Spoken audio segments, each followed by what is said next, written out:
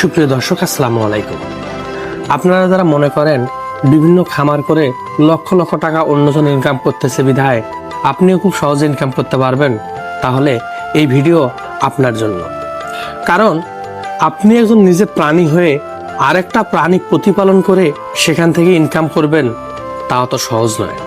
আপনাকে প্রথমে বুঝতে হবে ম্যানেজমেন্ট, তাদের খাবার পরিবেশ, যে স্থানে পালন করতে যাচ্ছেন সেই স্থানটা সঠিক আছে কিনা। তাছাড়া বিভিন্ন কিছুর জানার আপনার বাকি থাকতে পারে। আপনার যদি কোনো কিছু জানার বাকি থাকে তাহলে আমি মনে করব আগে জেনে নিন, তারপরে শুরু করুন। যদি মনে করেন যে আগে শুরু করি পরে জেনে নেব, তাহলে বড় ধাক্কাটা আপনার জন্যই অপেক্ষা করতেছে। এই খামার একদিনে কিন্তু আমরা গড়ে ওঠেনি। আমি সর্বপ্রথম করেছিলাম কবুতরের খামার। এখানে আমি প্রায় 1.5 লক্ষাধিক টাকা লস খেয়েছিলাম। লস খাওয়ার পরে আমি এখানে যেহেতু জায়গাটা পড়ে আছে, ভাবলাম যে কিছু একটা করা যায়। তখন আমি শুরু করলাম কোয়েল খামার। কোয়েল খামার থেকে ফার্মির খামার, এভাবে পর্যায়ক্রমে বাড়তেই আছে।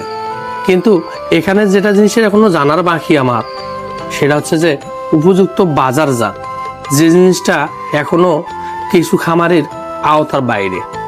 যদি বাজার নিয়ন্ত্রণ করতে না পারেন কিংবা বাজারের সাথে তাল মিলিয়ে উৎপাদন বৃদ্ধি না করতে পারেন, তাহলে সেটাও আপনার একটা চরম ঘাটতি হতে পারে। তাই সবকিছুর মূলে আপনাকে বাজার যাচাই করতে হবে, যে আপনি যে জিনিসটা পালন করতে চান তার বাজারের চাহিদা কেমন। যদি চাহিদা না থাকে তাহলে তা পরিবর্তন করতে হবে। লস করে তো আর সবকিছু করতে পারবেন না। এই যে আমার পাশে দেখতে পাচ্ছেন বোর্ডিং শেড, আমি কিন্তু এখানে বাচ্চা বোর্ডিং করতেছি। এই বাচ্চাগুলো কত তাপমাত্রায় কতদিন রাখতে হবে এবং কোনটা জিনিসের কি সময় কি ওষুধ দিতে হবে, তা যদি সঠিকভাবে জানতে না পারেন তাহলে সেটাও একটা চরম ঘাটতি হতে পারবে। কারণ গোড়া থেকেই সবকিছু শুরু করতে হবে। যদি শুরুটাই আপনার একটু ধাক্কাপ্রাপ্ত হয়, তাহলে পরবর্তীতে ডিমের জন্য উৎপাদন করেন কিংবা মাংসের জন্য উৎপাদন করেন, সেটা কিন্তু আপনি পরিপূর্ণতা দিতে পারবেন না। আরও যদি কিছু জানার বাকি থাকে নিচে দেওয়া নাম্বারে অবশ্যই যোগাযোগ করবেন। ধন্যবাদ।